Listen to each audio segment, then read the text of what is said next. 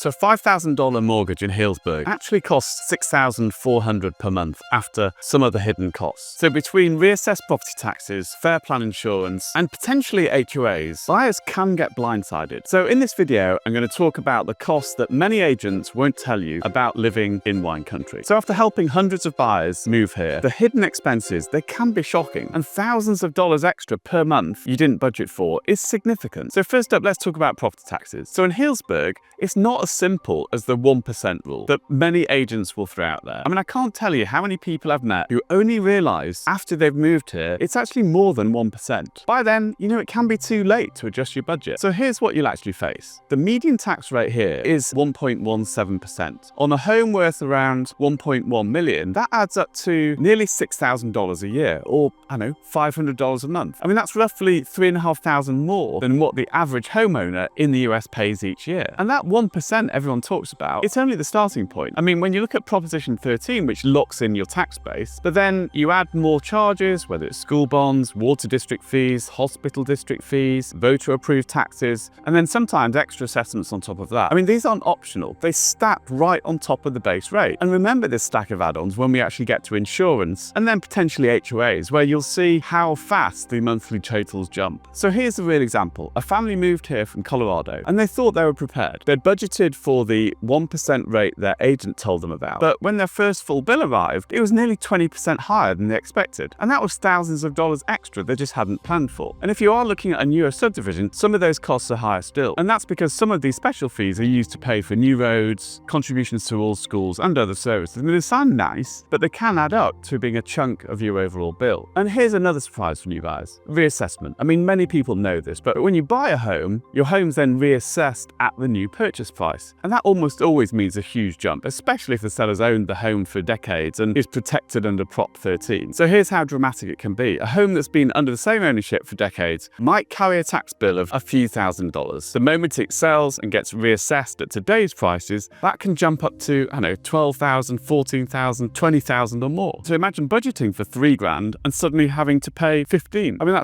that's a budget breaker for some people. And don't forget how the bills come. Property taxes here are due in two big installments, one in December and then one in April. If you have an impound account with your lender, they'll collect monthly, but I've seen plenty of cases where their estimates fall short. And when that happens, the home owner has to make up the difference in a single lump sum. So here's another thing agents often skip over: the fine print. Your bill will show the base of 1%, but then you'll see smaller charges stacked underneath. So here's my tip: always ask for the seller's most recent property tax bill before you make an offer. So if you are concerned about taxes, then just ask your agent to give you an estimate for the property tax based on the new purchase price. I mean, that's the only real way to make sure that you don't have any surprises. So the bottom line, taxes here are definitely layered and they can be higher than expected. So just make sure to anticipate that in advance. And property taxes are one thing to be aware of, but also you need to really understand insurance. So let's now talk about fire insurance. So quick pit stop. Make sure you're subscribed. That way, instead of spending months piecing all this together, you'll get straight answers from someone who's lived it and works it every day. It's a shortcut that many people wish they'd had when they moved here. So now for fire insurance in Healdsburg. So as with anywhere in Sonoma County, it's definitely changed a lot in the past few years. And in fact, anywhere in California, it's changed an awful lot. And it's not in a good way for homeowners. I've had to deal with this on my own personal property, and almost every client I work with has now had to face it. But it's not too bad if you just understand what's happening. So here's what's happening. In 2024, fire insurance rates jumped in California by 21%. And let's be honest, more hikes are expected. I mean, a few years back, this wasn't something buyers were even worried about. Now, it can make or break a deal, or it can certainly make or break the purchase of a specific house if it has incredibly high insurance. And what most agents don't tell you is that Cal Fire updated its hazard maps relatively recently. So in Healdsburg, we previously had 0 acres that were marked as very high according to the hazard maps, and that's now 73 acres. I mean, bear in mind, Healdsburg zip code is 184 square miles, so it's not a huge proportion, but it's a significant change. Another 546 acres are now listed as high hazard, and these maps are more than just labels. They decide how much you pay, or rather they contribute to the insurer's risk profile that they build on any one property. And keep this in your back pocket, because the next topic, so if you're looking at homes on, say, Fitch Mountain or out on the rural edges, you need to be extra careful. In higher fire zones, you're required to keep 100 feet of defensible space around your house. And this is a California rule, not just a Healdsburg rule. And that means clearing brush, trimming trees, and maintaining it year round and year after year. I mean, it's not a one-time cost, but it's definitely an ongoing one. The bigger problem, insurance is getting harder to get. Across Healdsburg, as with many areas of Sonoma County and California, many homeowners are receiving non-renewal policies, not because they filled out claims, but because insurers just don't want the wildfire risk of that particular property. When that happens, you're forced to find new coverage, and it's almost always comes at a higher cost. And one thing that many people don't realize is just because a house on a particular street gets insurance, it doesn't mean the neighbor's house will automatically be able to get insurance too. It all depends on how many properties an insurer has in a given area, because they're looking at their overall risk profile on a neighborhood by neighborhood basis. So if you find yourself purchasing a property where all of the insurers have now reached their limit of the houses they want to insure in that property, then you're forced to find new coverage. And it always almost comes at a higher cost. In some of the harshest situations, a policy that costs, say, $3,000 can skyrocket to $8,000 once it shifts to California's FAIR Plan. And if you haven't heard of the FAIR Plan, here's what it is. It's the California's insurer of last resort. It only covers fire, no theft, no water damage, no liability, simply fire, which means you also need a second wraparound policy to cover everything else. So instead of paying for one policy, you're then paying for two policies. And the details of your home matter more than ever. Homes with composite roofs or cement siding, enclosed eaves and dual pane windows usually get a lower rate. But older homes with shingle roofs or open vents, that they will definitely get penalised. And the other thing to bear in mind is many homes now, they're required to have an automatic gas and water shutoff valve in order to get insurance from a company like Farmers. I've seen two similar homes side by side with premiums that can differ by $3,000 a year because of various different factors. And it's always worth budgeting for upgrades to try and improve the ability of your home to get cost-effective insurance by making specific improvements to the home. And that's not just to get low insurance, it will make the home safer for you and your family. And these improvements can add a lot of money. $5,000, $10,000, $25,000, but they can make a difference on both the coverage and the ability of your home to withstand fire in the event of an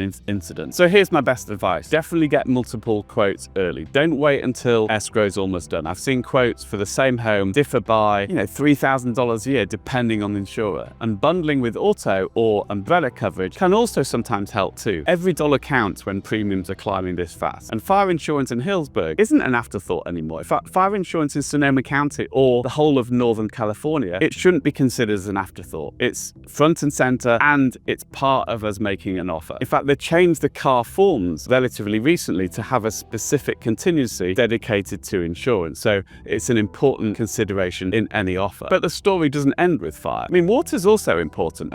State the obvious, and it is getting more expensive. And water's definitely a consideration whether you're buying in Healdsburg, whether you're buying in Sonoma County. And over in places like St. Helena, water costs have gone through the roof. And the whole city of Healdsburg depends on Lake Mendocino as its primary source. There's no backup. And that single source setup affects both your bills and your lifestyle. Most agents won't mention it, but if we think back to the drought of 2021, residents, and me included, were limited to 74 gallons of water per person per day. Put that in real life terms, a shower is about 17 gallons and a load of laundry takes about 40. And then running the dishwasher, that uses 6 gallons. So that doesn't leave you much room for watering your yard or filling a pool. In fact, you were banned from filling a pool from city water. You had to ship water in specifically. That being said, it's amazingly how quickly you can get used to using a lot less water. And let's be honest, water is a scarce resource, so we should all be super mindful of how much water we use. But it's also worth bearing in mind water costs are climbing too. Service charges are set to rise by 48% by July 2026. And wastewater bills have already gone up 53% since 2022. So for a typical family, that is hundreds of dollars a year to use the same amount of water. And Healdsburg also has a tiered water rate system. That means the more you use, the higher your rate jumps. A family moving here from a wet estate can definitely end up in the highest tier without even realizing it. So one of the important innovations that came out through the drought was to put a flume water meter onto your home. So you actually have an app so you can see how much water you're using, which is just a good practice to get into given what's going on in the world. And Healdsburg itself also has an advanced metering infrastructure that tracks your usage every hour. That means there's no wiggle room, no rounding out or no estimates. Every gallon is recorded and billed by the city. And that's great for catching leaks fast, but it also means every drop counts. And then pools and big yards can get seriously costly.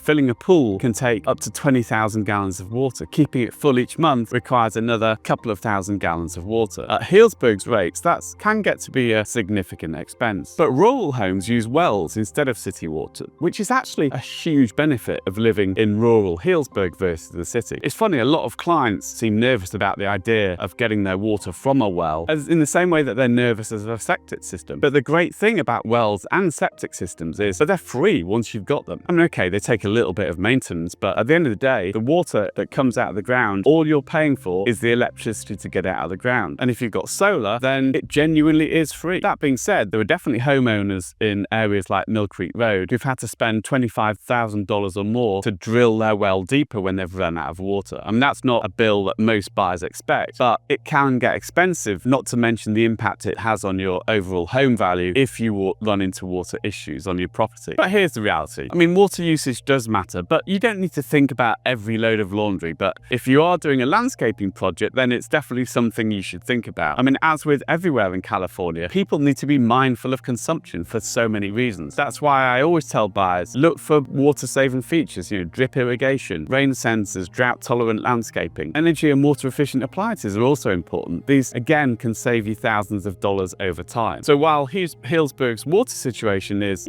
eye-opening, as it is in many counties around California, there's also another cost that sometimes catches buyers completely off guard, which is paying the wrong price for the wrong neighborhood. And I see this happen constantly. So here's what happens. A buyer from the Bay Area shows up with a out-of-town agent. They're used to Palo Alto prices where everything seems like a bargain when they suddenly start looking around Healdsburg. But what they don't know is the subtle pricing drops that can save or cost them hundreds of thousands of dollars. As a seller, this scenario is your dream scenario. As a buyer, it's a mistake that will haunt you at resale. So let me give you an insider's view of Healdsburg pricing, because 2 blocks can mean a 20% difference. I mean, I'm not kidding. So take Powell Avenue, for example. It's a street, good homes, but if you're on Powell Avenue or north of it, you're looking at prices that are 20% lower than just 2 blocks closer to the plaza. An out-of-town agent may see, well, walkable to downtown and thinks it's all the same, but it's not. I mean, here's a perfect example that just happened. 111 Grant Street sold for $1.45 million, a beautiful home close to the plaza. But what the buyer didn't realize is that it's in a development with an HOA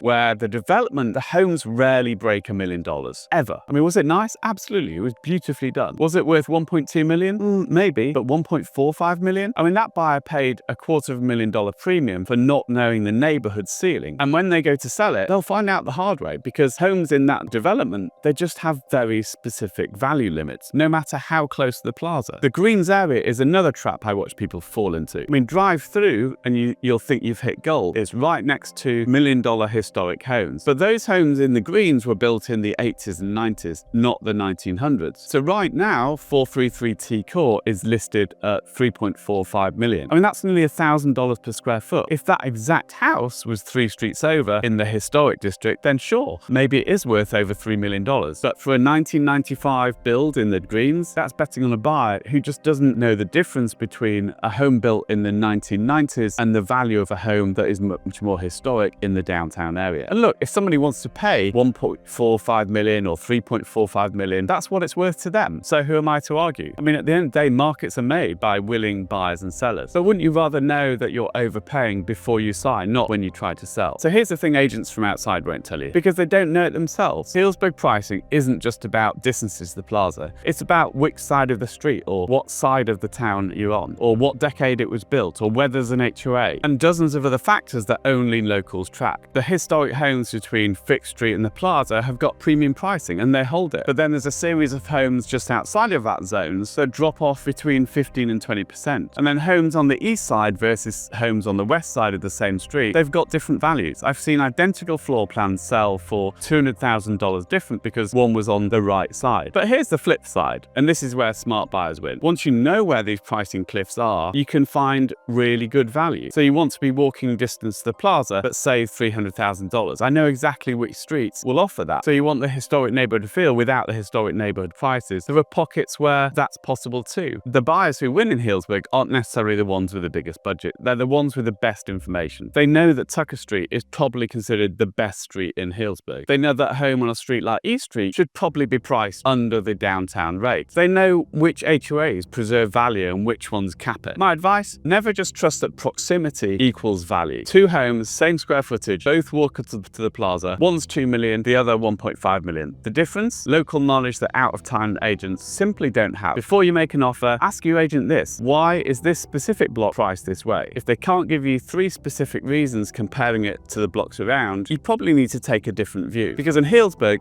overpaying by 20% happens every month to someone who didn't know better. But understanding neighborhood pricing is just one piece. The next challenge hits everyone equally, whether you bought smart or whether you overpaid. And that's dealing with our booming tourism industry. Tourism in Healdsburg is like that friend who pays for dinner but then crashes on your couch for 3 months. Sure, it brings in $11 million a year in hotel taxes that fund so many things around town, including our schools and parks, but it also means sharing your town with bachelorette parties every single weekend from April to November. So let me paint you the real picture of summer here, especially during harvest season. Walk through the plaza on a Friday or Saturday night and you'll dodge groups of people that are all in matching t-shirts. If you're really unlucky, you'll get stuck behind the party bike. Yes, that's the thing. And yes, it's exactly as annoying as it sounds. If you drive down Dry Creek Valley, you will see like the luxury minibuses parked outside wineries, the engines idling, waiting for tasting groups to stumble on board. And during events like Passport Weekend, the roads are packed with visitors driving from winery to winery. And let's be honest, probably having one too many tastings along the way. So if you want to go for a bike ride on the weekend, personally, I'll always try and finish by 11 a.m. After that, the roads belong to the wine tours. I learned this the hard way when I've had a couple of close encounters with cars on Dry Creek Road. And here's how locals actually live though. I mean, we've completely changed our patterns. Restaurants, Monday through Thursday, are when residents generally will eat out. You actually get a table, have a conversation, and almost certainly be recognized by the staff. But on weekends, that's when you have friends over to your house, because fighting for a reservation, it's just not worth it. And it also feels a very different experience going out at the weekend. The smart restaurants get this. Dry Creek Kitchen, for example, runs a locals night with deals for residents, and Valette has got special pricing for locals as well. And these places know they need to keep locals happy, not just tourists. But even with local discounts, you're still planning dinner reservations, a few weeks out during the main season. Parking near the plaza used to be simple, but right now, some people complain about parking near the plaza. For me, you only need to walk 2 or 3 blocks away from the plaza, and generally you can park easily any time of day or night, regardless of weekends. It's just if you want to park on the square, you're probably not going to be able to do it at the weekend. So during the summer concert series on Tuesdays, the plaza is incredibly busy. And then the farmers market on Saturday mornings,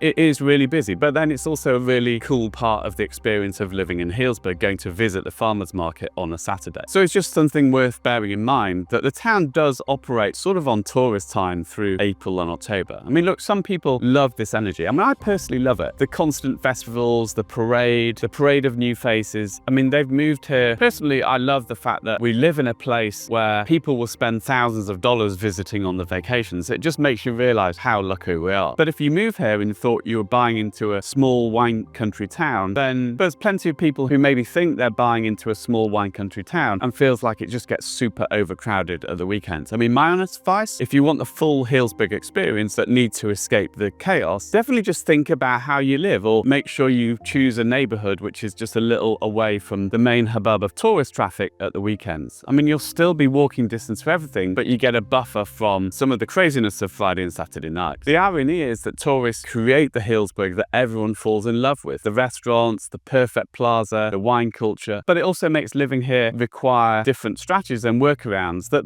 visitors never see. So yes, those tourist dollars keep our town beautiful and services funded, but they also mean learning to live like a local, which means avoiding your own downtown 4 months of the year on specific, Friday and Saturday nights. And when you stack this tourist reality on top of the property taxes, on top of the insurance, water restrictions, and then neighborhood pricing tracks, you start to see why that dream home in Healdsburg comes with a lot more nuance than maybe you realize. So what does it really cost to live in Healdsburg beyond your mortgage? This is where the numbers hit home. And I believe in being upfront, because moving here without planning for those costs can create real financial stress. Based on what I've seen working with hundreds of people who've moved here, the extra expenses can add up to, thousands of dollars a year. So let me break it down. Property taxes, on average, you'll be paying, $4,000 more per year than the national average. And that's $300 a month. To be honest, you're going to be paying more in anywhere you choose to live in California. Second, insurance. Healdsburg homes do cost more, but then again, you were paying the California premium. And then third, water and utilities. With the recent rate hikes, the average family can pay probably $1,000 more per year than a couple of years ago. And that's a significant amount.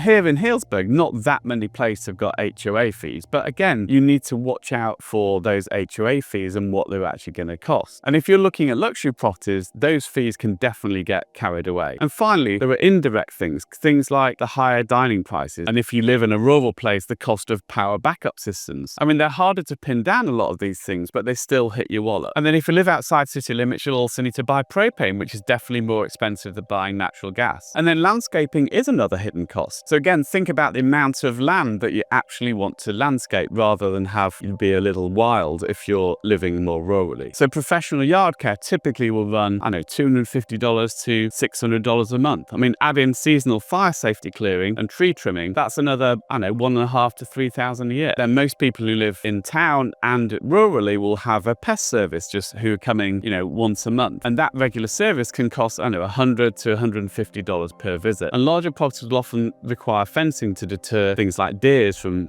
eating all your tomatoes. So from my experience, homeowners who plan for these costs love living here. The ones who don't, it can be a shock and sometimes it's too much for them. So with all these hidden expenses, you might be wondering, is Healdsburg still worth it? Let me give you my honest take after years of helping buy and sell here.